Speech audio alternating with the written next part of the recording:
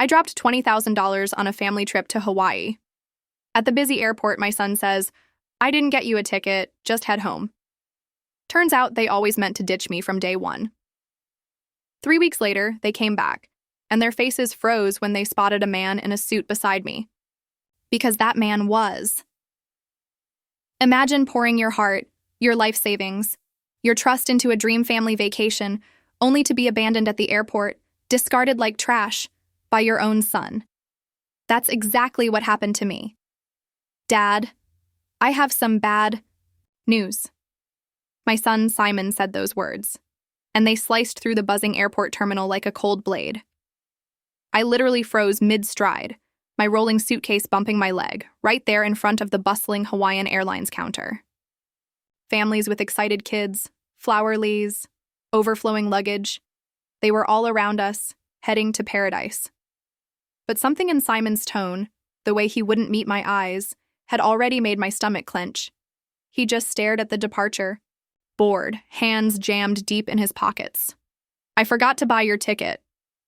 The words hung in the air, a thick, suffocating smoke. Travelers rushed past, boarding passes clutched in their hands, their excited chatter about beaches and luau's suddenly feeling like a cruel mockery. You forgot? My voice came out smaller than I intended. Simon, we've been planning this vacation for 3 months. He finally looked at me, but only briefly. I know. There was just so much to coordinate, and with work being crazy, I gave you $20,000. I cut him off, the number feeling heavy and bitter on my tongue. For all of us. The whole family. Right. And we're grateful, Dad. Really. Simon glanced at his watch, then toward the departure gates. But the thing is, the flight's almost ready for boarding. I was already moving toward the check-in counter, dragging my suitcase behind me. The wheels caught on something, jerking my shoulder, but I pressed forward. This had to be fixable. It just had to be. Excuse me, I called to the woman behind the counter. Her uniform was crisp blue, her smile professional. I need to check what flights you have available to Honolulu today. She typed something into her computer. Certainly, sir. What's the name on the reservation? Lee Willis, but apparently there might be an issue with my booking. More typing. A pause. Her professional smile faltered slightly.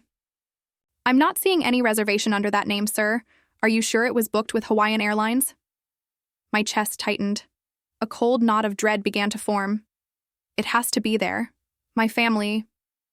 I turned to look for Simon, but he'd moved several feet away, now pacing near the security checkpoint entrance. Let me try a broader search, the agent offered, her voice gentler. What dates were you looking to travel? Today, right now. My son and his family should already have their tickets. She nodded, fingers flying over the keyboard, the screen reflecting in her glasses as she scrolled. I do see a reservation for Simon Willis. Party of 4, departing at 4:15. But there's no Lee Willis on that booking. The entire terminal seemed to tilt. That's impossible. Check again. I've checked twice, sir. A wave of dizziness washed over me. Would you like me to see what's available on standby? Hope, thin and fragile, flickered. Yes, anything. I'm sorry, but we're completely booked today. There's a convention in Honolulu. What about tomorrow? First class? I'll pay whatever it costs. Simon appeared at my elbow, his hand closing around my arm. Dad, we need to talk. I shook him. Off. Not now, we're figuring this out. No, we're not. His grip tightened, pulling me away from the counter. This isn't going to work. The airline agent watched us with growing concern. Other passengers began to stare. A small child pointed at my suitcase, which had tipped over when Simon grabbed me. What do you mean it's not going to work? I steadied my luggage, my hands shaking slightly. There has to be another airline, another flight. Dad, listen to me. Simon's voice carried a sharp edge I'd never heard before. The vacation is happening today, right now. My family is already through security. So, we find another way to get me there? No. The word was flat, final. We don't. The departure Board flickered, updating flight times. Gate assignments shifted. The 4:15 Hawaiian flight now showed final boarding call in pulsing red letters. Simon, you're scaring me. What's going on? He checked his watch again, more aggressively this time. What's going on is that you need to go home, Dad. We'll manage the vacation somehow. Manage? My voice cracked. I paid for everything. The hotel, the car rental, the activities for the kids. And we appreciate that, he said, his tone clipped. But right now, standing here arguing isn't helping anyone. The terminal's air conditioning hummed overhead, but I felt hot, dizzy. Nothing made sense. 3 months of planning, $20,000, family dinners where we discussed snorkeling and sunset dinners, and now Simon was acting like I was some kind of inconvenient package. Just go home, he repeated, already backing toward the security checkpoint. We'll call you from the hotel. That's when I saw it in his eyes. Not panic about a forgotten ticket, not guilt about a mistake. It was pure, unadulterated relief. Simon turned and walked toward the gate, leaving me standing beside my suitcase in the middle of the terminal, watching my son disappear into the crowd. It was like he'd been planning this moment all along. The Hawaiian Airlines counter suddenly felt like my only anchor in a spinning world. I approached the same agent who recognized me immediately. Sir, were you able to work things out with your family? Actually, I said, my voice steadier than I felt. I need you to check something. For me, that reservation under Simon Willis. When was it made? She hesitated, glancing toward the security checkpoint where Simon had vanished. I'm not supposed to share booking details, but... Her fingers moved across the keyboard. It shows here that it was booked 6 weeks ago. Party of 4, 2 adults, 2 children. 6 weeks ago. Not 3 months when we'd first discussed the vacation. Not last week, when Simon claimed he was finalizing everything. 6 weeks ago, when he'd already decided I wouldn't be included, and no changes were made to add additional passengers? No, sir. The reservation has remained unchanged since the initial booking. My legs felt weak.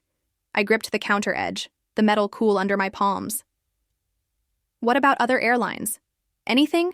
To Honolulu today, tomorrow, this week? She checked, her expression growing more sympathetic with each search. I'm afraid it's the convention season. United has a waiting list of 47 people. Alaska Airlines is booked solid through next Tuesday. Next Tuesday. The words tasted bitter. By then, the vacation would be half over. There is one option, she offered quietly. Southwest has a red-eye tonight with 2 stops. Gets you in Thursday afternoon, but it's quite expensive without advanced booking. How expensive? $1,800. I reached for my wallet, but stopped. In the distance, I could see the gate for the Hawaiian flight. Simon would be there now, probably texting Fern, telling her everything was handled. The problem, me, had been dealt with. Sir? The agent's voice seemed to come from far away. He knew, I said, more to myself than to her. All along, he knew.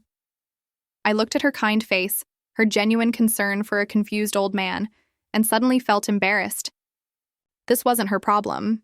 This was family business, the kind of ugly truth that should stay private. The flight, I said. Is it still boarding?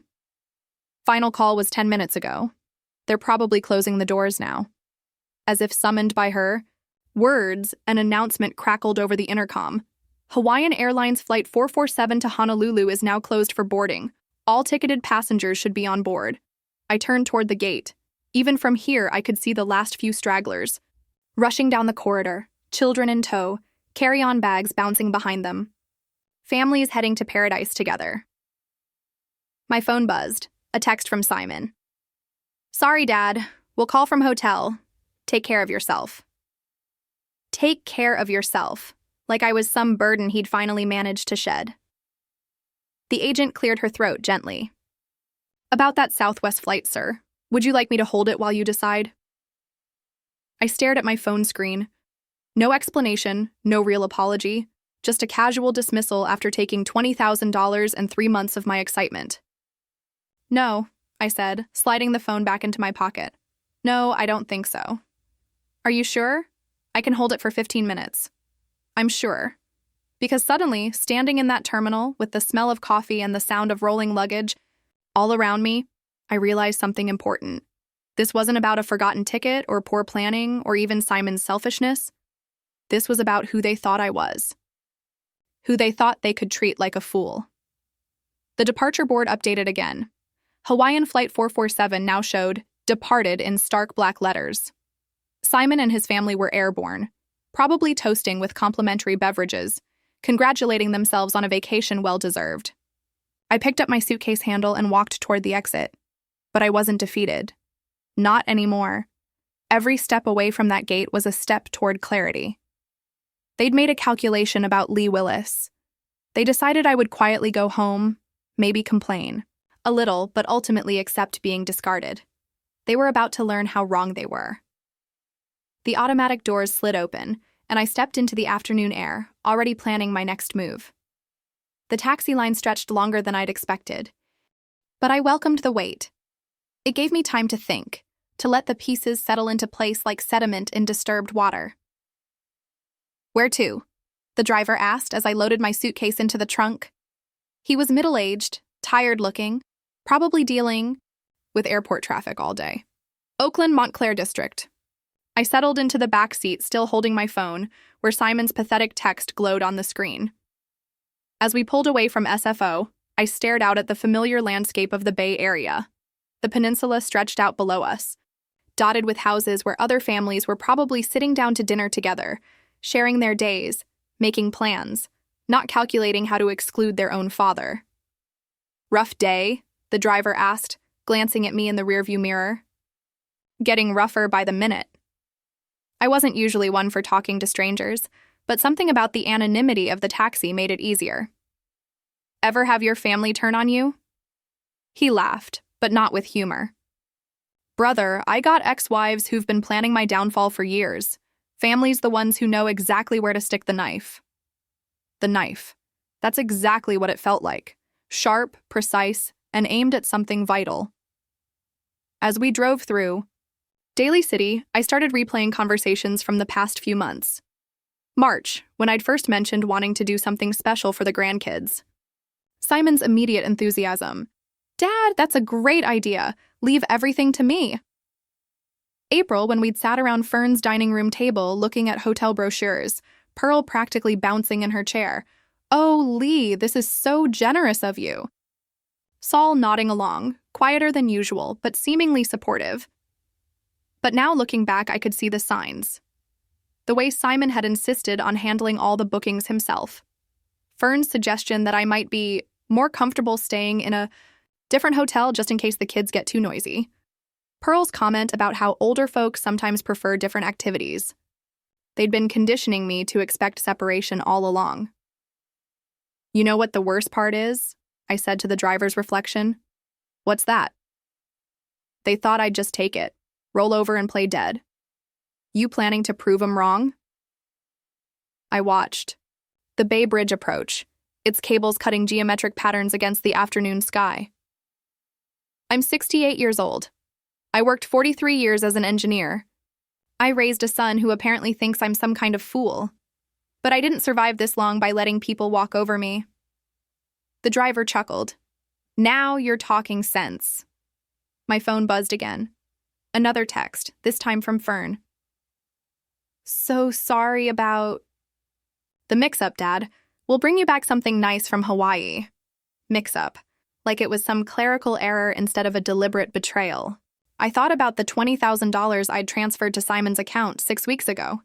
For the vacation, he'd said, easier to book everything from one source. How easily I'd trusted him, how completely I'd been played. But as we exited, onto Highway 24, heading toward my empty house in the hills, something shifted inside me. The hurt was still there, sharp and fresh. But underneath it was something harder, something that had been building pressure like water behind a dam. They wanted to treat me like a doddering old man who could be discarded when convenient. They wanted to take my money and exclude me from my own grandchildren's vacation. Fine. But they were about to discover that this particular old man still had a few moves left. The taxi pulled into my driveway as the sun began to sink behind the Oakland Hills. The house looked exactly as I'd left it 3 hours ago. Neat, quiet, ready for a week's absence. But I wasn't the same man who'd locked that front door with excitement and anticipation. "That'll be $47 or $50, the driver said. I handed him $60. "Keep the change, and thanks for the conversation." "Whatever you're planning," he said with a grin. "I hope they deserve it." As I watched his taillights disappear down the street, I pulled out my phone and scrolled to a number I hadn't called in months. Bruce Harland, my lawyer. If Simon wanted to play games with $20,000, we could play games. But first, I had some research to do. The key turned in my front door, with the same familiar click as always, but everything felt different now. I dragged my suitcase across the threshold, its wheels catching on the doormat Martha and I had bought 20 years ago. Home, where I'd planned to be packing for Hawaii tonight instead of unpacking from nowhere. I changed into my comfortable cardigan and old cotton pants, the kind Simon always said made me look like an old professor. Tonight, that felt appropriate. I had studying to do. My office sat exactly as I'd left it this morning. Martha's oak desk positioned by the window, filing cabinets lined against the wall like soldiers at attention. Everything organized, everything in its place, unlike my family. The vacation folder sat in the second drawer, tab labeled Hawaii 2025 in my careful handwriting. I pulled it out and spread the contents across the desk's leather surface. 23 tabs. Documents, each one representing another piece of my trust that had been systematically betrayed. Travel agency invoice, $20,000 transferred to Simon's account 6 weeks ago. Hotel confirmation. Grand Wailea, Ocean View Suites, 7 guests, 10 nights. I counted the names. Simon, Fern, Pearl, Saul, Mia, Ethan, and Martha Willis. Martha, my wife, who'd been dead for 3 years. They'd actually put Martha's name down instead of mine. The reservation my money paid for didn't even include me. My hands shook as I reached for the hotel brochure. Beautiful sunset photos, families playing in crystal clear water, generations gathering around dinner tables, everything we'd talked about during those family planning sessions. "Dad, you'll love the Ocean View Suite," Simon had said. "The kids, we'll have such amazing memories," Fern had added. All lies. I picked up the phone, not my cell phone, but the old landline Martha insisted we keep. Something about this moment required the weight of real connection, not wireless convenience. Directory assistance connected me to Grand Wailea Resort reservations. "This is Co. How may I help you?" Her voice carried that practiced Hawaiian warmth, the kind they train hospitality workers to perfect. "I need to cancel a reservation under the name Willis." "Let me pull that up for you." "Willis? Yes. I show a reservation for 7 guests checking in tomorrow. Ocean View Suites for 10 nights. Are you sure you want to cancel? Our resort is beautiful this time of year." "I'm completely sure." "May I ask why? Perhaps I can offer alternatives, different room types, partial stays."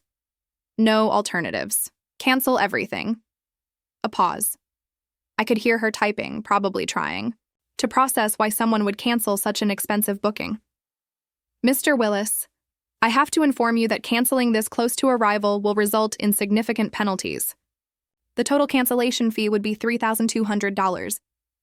$3,200, less than what I'd spend on gas money for a year." "That's acceptable." "Sir, are you certain? This is a very substantial reservation. Perhaps if you spoke with our guest services manager." "Cancel it now, please." More typing. The sound of a printer. Official business being conducted. "The cancellation is processed. You should receive confirmation via email within the hour. Is there anything else I can help you with today?" "Actually, yes. When someone arrives tomorrow expecting that reservation, what will you tell them?" "I would inform them that the reservation was canceled by the primary booking party at 6:47 p.m. Pacific Time on May 15th. Perfect. Simon would know exactly when I'd taken action. And more importantly, he'd know it was deliberate. "Thank you, Co. You've been very helpful." I hung up and looked at the scattered papers on my desk. In the corner, I had a framed photo of last Christmas. Simon, Fern, the kids, Pearl, and Saul, all gathered around my tree, opening presents I'd bought, eating dinner I'd paid to cater, all of them smiling at the generous old fool. Well, the generous part was over. Morning light filtered through my bedroom curtains differently than it had in weeks. For the first time since we'd started planning this vacation, I'd slept deeply, dreamlessly, completely. No anxiety about packing, no excitement about seeing Pearl's face when she first glimpsed the ocean. No mental lists of activities the grandkids might enjoy. Just peace. I showered, dressed in fresh clothes, and made my way to the kitchen. The old percolator bubbled cheerfully on the counter, filling the house with the same coffee aroma that had greeted Martha and me for 43 years of marriage. My cell phone sat charging on the counter where I'd left it. The screen showed missed calls, but I ignored it while I poured my coffee and added cream. Some conversations required proper preparation. Finally, I picked up the device. 56 missed calls, all from the same Hawaii number. The call log told the story better than any novel. 11:47 p.m., Hawaii time, then 11:52, then 12:03 a.m. Every 15 minutes through the night. 4:30 a.m., 5:15 a.m. Simon had been awake all night, between the calls, text messages. I scrolled through them, watching panic escalate in real time. Dad, call me back, urgent. Hotel says you canceled everything. Dad, this isn't funny. Call now. Kids are crying. We have nowhere to go. Call me back. The timestamps painted a clear picture. The family had arrived at Grand Waila around 3 p.m. Hawaii time yesterday. 6 p.m. California time. Just as I was hanging up with Co, they'd walked up to that beautiful resort desk, excited and tired from traveling, probably already planning their first sunset dinner, and discovered they had no rooms. I carried my coffee to the living room and settled into my favorite armchair by the window. Outside, my neighbor was walking his golden retriever, the same route they took every morning for 12 years. Normal Tuesday routine for everyone else. My phone buzzed with another incoming call, a Hawaii number. I let it ring. The voicemail. Notification appeared moments later. I played it. Dad, I don't know what you think you're accomplishing, but you need to fix this right now. We spent the night in the hotel lobby. Pearl hasn't stopped crying. The kids don't understand what's happening. This is cruel and unnecessary and completely unlike you. Call me back and fix this mess. Cruel and unnecessary. Interesting choice of words from someone who left his father stranded at an airport. The coffee tasted perfect. Brazilian blend, ground fresh yesterday morning when I'd still believed in family vacations and children's laughter, and 3 generations making memories. Together. I set the cup on the side table and picked up my phone, scrolling to Simon's Hawaii number. My finger hovered over the green call button. 6 weeks of planning, $20,000 transferred without question. 3 months of excited conversations. About snorkeling and luau's and teaching me how to body surf. All of it orchestrated to exclude me. Simon wanted to talk? Perfect. I had things to say too. I pressed the call button. Simon answered before the first ring finished. Dad, finally! What the heck is going on? The hotel says you canceled our entire reservation. His voice came through so loud I had to hold the phone away from my ear. In the background, I could hear other voices. Fern saying something about complete disaster, one of the kids crying. Well, hello, Simon. How's your vacation going? Don't play games with me. We have nowhere to stay. Do you understand what you've done? I reached for my notepad, the one Martha used to keep by the phone for taking messages. Some conversations needed documentation. Actually, I understand perfectly. Tell me, when you planned to leave me at the airport yesterday, where exactly did you expect me to spend my vacation? A pause. The background voices quieted. Dad, that was completely different. This is about innocent kids. Who were there innocent kids involved when you deliberately excluded me after taking my $20,000? That's not the same thing.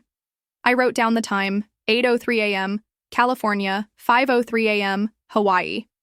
Simon's voice carried the exhaustion of someone who'd been awake all night in crisis mode. Help me understand the difference, son. The difference is we're stuck in a foreign place with no money and kids who don't understand why their vacation got ruined. Interesting. Yesterday you told me to just go home when I was stuck in a foreign airport. What changed? Fern's voice grew louder in the background. Simon, tell him about the credit cards. Credit cards? I made a note. Dad, we can't afford another hotel. Everything's booked solid anyway because of some convention. We put the entire trip on credit, expecting to pay it off with, well, expecting different circumstances. You mean expecting to pay it off with my money while I sat home like a discarded piece of furniture? Stop being dramatic. This isn't about you anymore. It's about Pearl and the kids. It became about me the moment you took my money and excluded me from my own grandchildren's vacation. Simon's voice shifted, becoming harder. Fine. You want to play hardball? When I get back to California, you're going to regret this. You think you can manipulate this family with money? I wrote that down word for word. You're going to regret this. Simon, are you threatening me? I'm promising you that actions have consequences, old man. Old man? I noted that too. You're absolutely right about consequences. For instance, the consequence of betraying someone's trust is that they stop trusting you. This is ridiculous. You're punishing children because you got your feelings hurt. I'm teaching adults that stealing $20,000 and abandoning family members has repercussions. We didn't steal anything. You gave us that money for a family vacation, which by definition includes family. Silence, except for Pearl's voice in the distance. Something about never should have listened and this is a disaster. Simon tried a different approach. Dad, look. Maybe we handled things badly yesterday, but right now we need to focus on fixing the situation. Can you call the hotel and... No. What do you mean, no? I mean the word no, Simon. It's what you should have heard yesterday when you suggested I just go home and miss my own grandchildren's vacation. This is insane. You're acting like some kind of vindictive... I hung up. The living room felt perfectly quiet after Simon's shouting. Outside, a hummingbird hovered near Martha's old feeder, its wings a green blur against the morning light. I looked at my notepad. Threats, insults, financial admissions, zero accountability. My phone immediately started ringing again. Hawaii number. I turned it off and finished my coffee, watching the hummingbird navigate between flowers with purpose and precision. Some lessons couldn't be taught with words. I stared at my notepad where Simon's threats glared back at me in black ink. You're going to regret this, old man. The words looked even uglier written down than they'd sounded through the phone. Martha's reading chair sat empty by the window, afternoon light streaming across the floral cushions she'd chosen 30 years ago. I could almost see her there, hands folded in her lap, waiting for me to ask the right question. What would you do, Martha? But I already knew. Martha never let anyone push her around, not even when it cost her friendships or family comfort. She'd built a career in nursing by standing up to doctors who thought women belonged in the background. Sometimes kindness gets mistaken for weakness, she used to say. Don't let people confuse the two, Lee. I'd been kind to Simon his whole life, paid his college tuition when he struggled with grades, co-signed his first apartment lease when no one else would trust him, covered his mortgage payments during 3 separate job changes, funded family vacations, school supplies for the grandkids, medical bills when Fern needed surgery, kindness, all of it interpreted as weakness. My office felt different now, like sacred ground where important decisions get made. I opened the filing cabinet Martha had organized so perfectly, every folder labeled in her careful handwriting. Financial family support contained the evidence of 20 years of generosity. Bank statements showing monthly transfers to Simon's mortgage company, receipts for Mia's violin lessons and Ethan's soccer equipment, medical bills I'd quietly paid when Pearl needed her hip replacement, college fund contributions, birthday gifts, Christmas bonuses disguised as loans that were never repaid, $47,000 last year alone. I found Bruce Harlan's business card tucked behind Martha's emergency contact list. Harland and Associates, estate planning and family law. We'd worked together when Martha died, handling her affairs with the kind of professional precision that made difficult times manageable. Bruce understood the weight of family obligations. He'd also understand when those obligations became exploitation. My investment portfolio sat in the bottom drawer. Statements showing the careful accumulation of 43 years in engineering, real estate appreciation, retirement accounts, savings bonds, stock options from the tech companies I'd consulted for after official retirement. Simon had no idea how much he was about to lose. The afternoon sun slanted lower now, casting long shadows across my desk. Somewhere in Hawaii, my son was probably still trying to figure out alternative accommodations. Still convinced this was temporary frustration, he could manipulate away with the right combination of guilt and intimidation. He was about to learn the difference between temporary and permanent. I reached for the phone, Bruce's card steady in my other hand. The numbers felt significant as I dialed, like coordinates for a destination I'd been avoiding my whole life. Justice wasn't the same as revenge. Martha taught me that too. Revenge was emotional, messy, ultimately unsatisfying. Justice was clean, proportional, educational. Simon wanted to play hardball? Perfect. I'd spent 4 decades in corporate negotiations with men who thought engineering degrees made you soft. None of them made that mistake twice. The phone rang once. Twice. Bruce's receptionist answered with professional warmth. Harland and Associates, how may I help you? Bruce Harland's office, this is Jennifer speaking. This is Lee Willis. I need to schedule an urgent consultation with Bruce about estate planning. The appointment was set for tomorrow afternoon. I slept better that night than I had since this whole mess started, waking up refreshed and clear-headed for the drive to San Francisco. Bruce's office occupied the 15th floor of a glass tower overlooking the bay. All polished marble and expensive wood paneling, the kind of space that charged by the hour and delivered results worth every penny. Lee, come in. Bruce stood to greet me, his handshake firm and reassuring. At 55, he carried himself with the confidence of someone who'd spent decades solving other people's complicated problems. I settled into the leather chair across from his mahogany desk and spread out my documentation like evidence in a trial.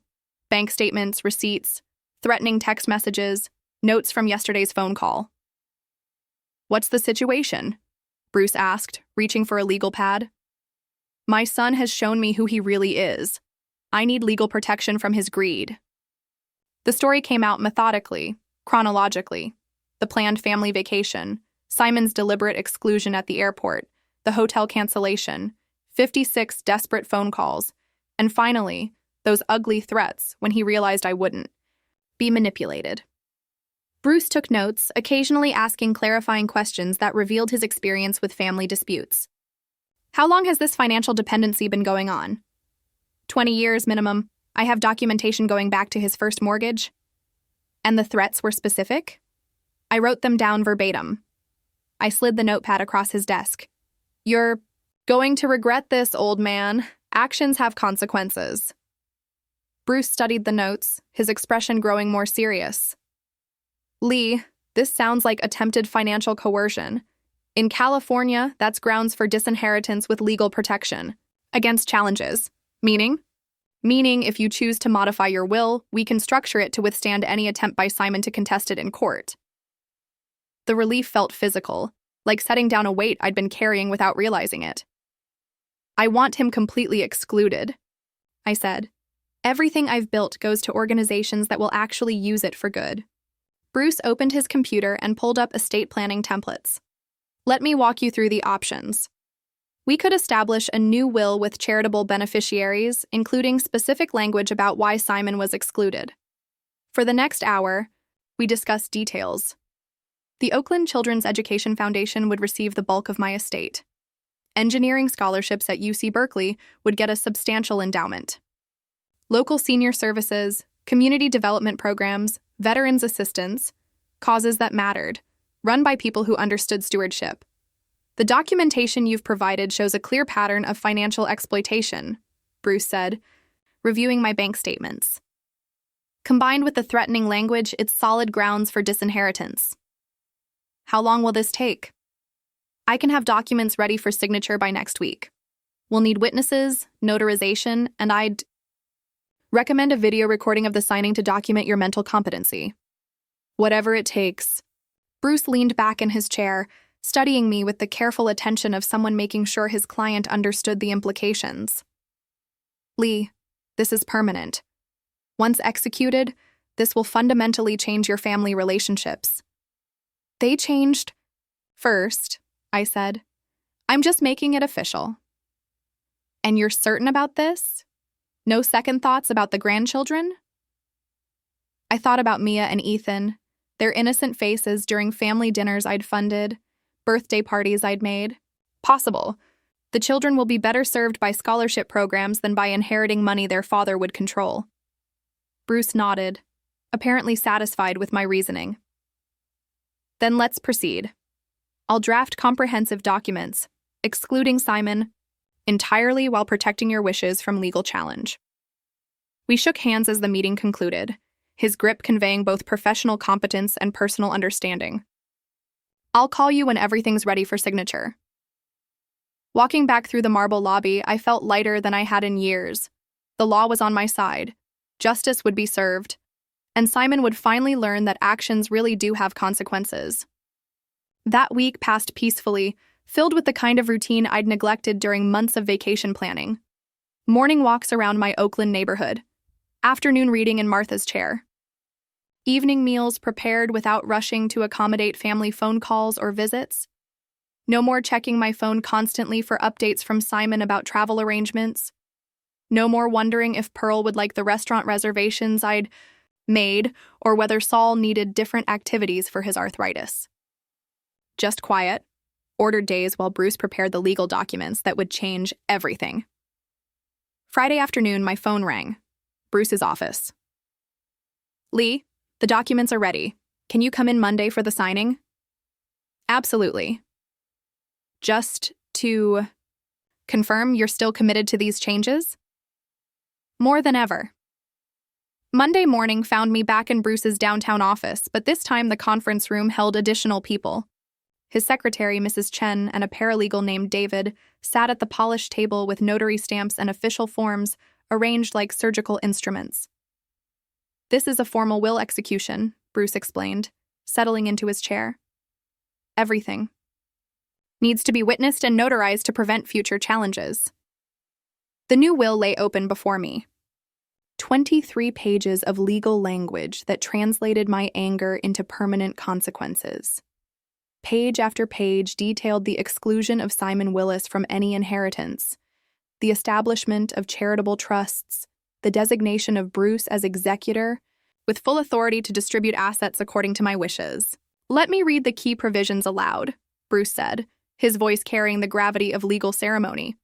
The testator, Lee Willis, being of sound mind and clear judgment, hereby excludes his son, Simon Willis, from all inheritance due to demonstrated financial exploitation and threatening behavior toward the testator. The words felt powerful. Final.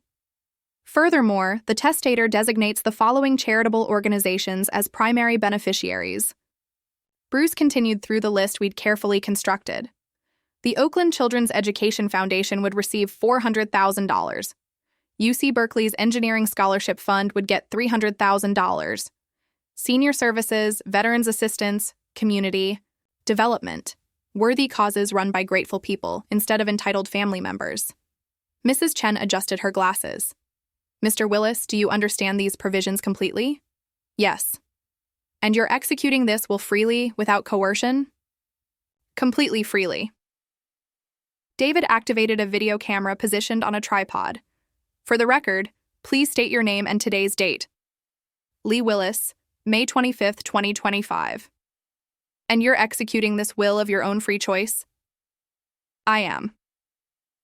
My signature felt steady on the official documents, each letter deliberate and final. Mrs. Chen and David signed as witnesses, their presence ensuring no future court could question the validity of my decisions.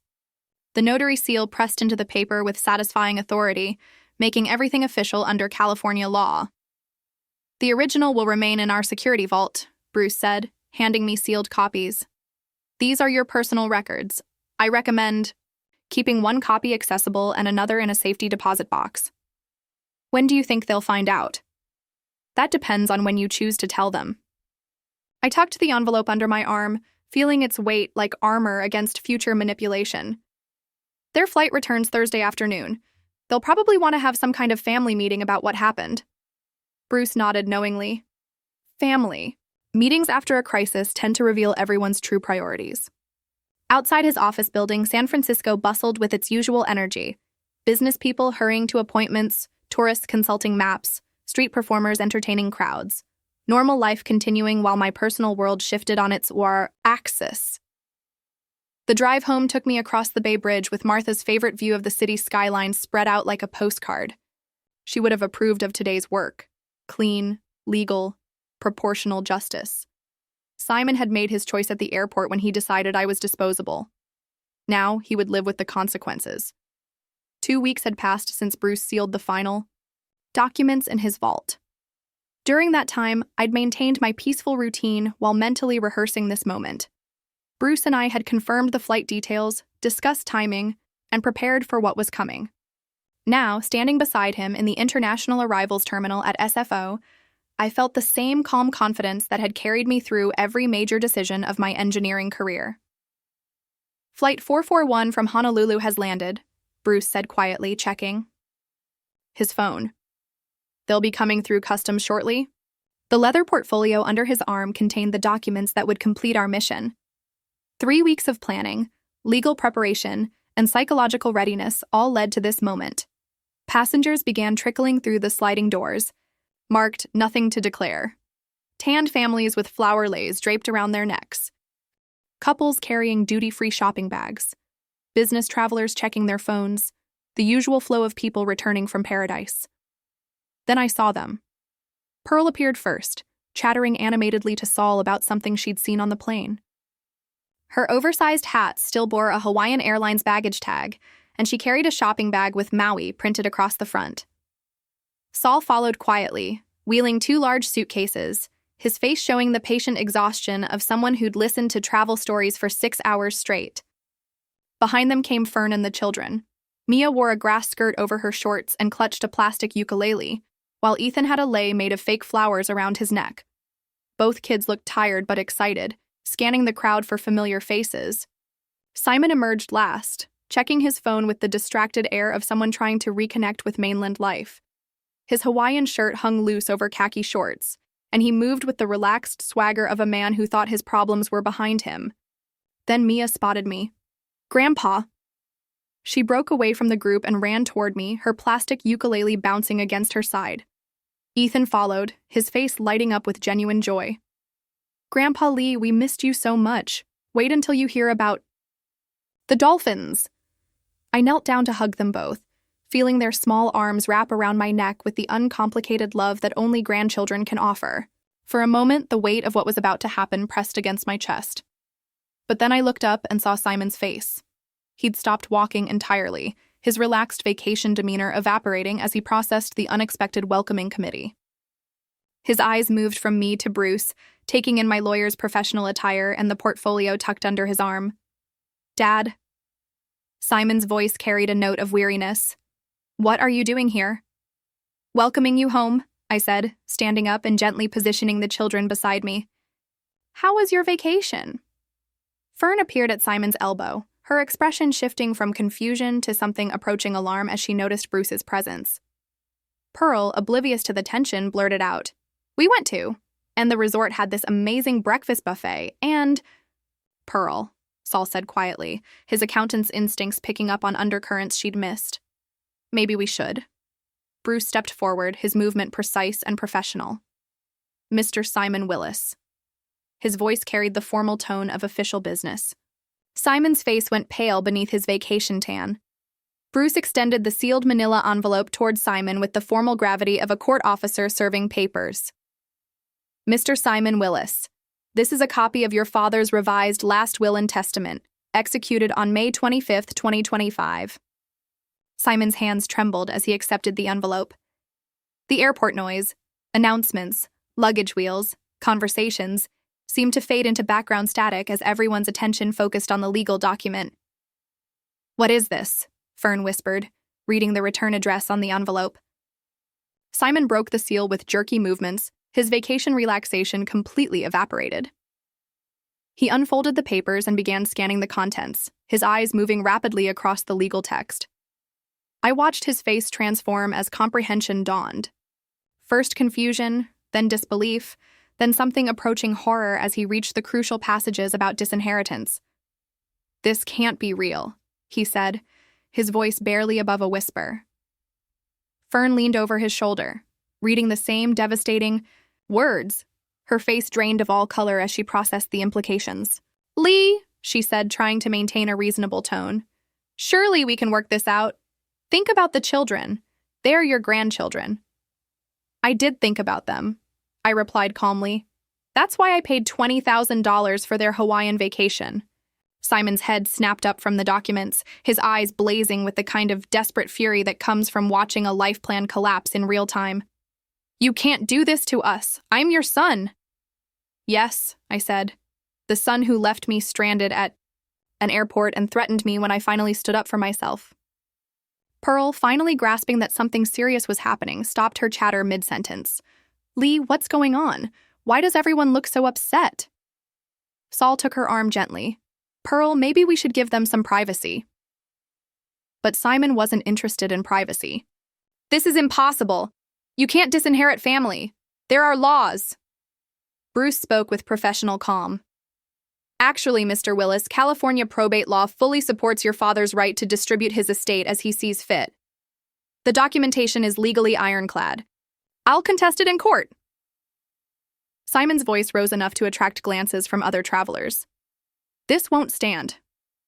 "Please do," I said. "Bruce has prepared for that possibility. The video recording of my competency evaluation should be particularly compelling to any judge." Fern was still scanning the legal documents, her practical mind calculating losses. The house, the investments, everything. "Everything," Bruce confirmed. "The Oakland Children's Education Foundation and UC Berkeley Engineering Scholarship Fund are now the primary beneficiaries." Simon crumpled the papers in his fist, then immediately smoothed them out again, as if that might change their contents. "This is insane. You're throwing away your family over one stupid argument." "One stupid argument?" My voice remained level, but I felt Martha's spirit strengthening my resolve. "Simon, you took $20,000 from me, excluded me from my own grandchildren's vacation, and threatened me when I objected. That's not an argument. That's betrayal." Mia tugged at my jacket. "Grandpa, why is Daddy yelling?" I looked down at her concerned face and felt a pang of genuine sadness. These children would grow up wondering why their inheritance disappeared. Never understanding their father's greed had cost them their future. "Sometimes grown-ups make mistakes that have big consequences," I told her gently. Simon's desperation reached a new pitch. "We'll get lawyers. We'll prove you were manipulated, that you're not thinking clearly." Bruce opened his own portfolio and handed Simon a business card. "I'd be happy to provide documentation of your father's complete mental competency to any attorney you hire.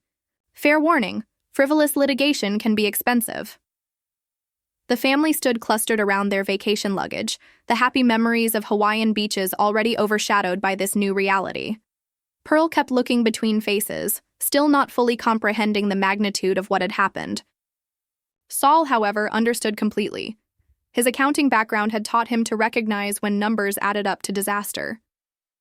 "Simon," he said quietly, "maybe you should have thought about consequences before you acted."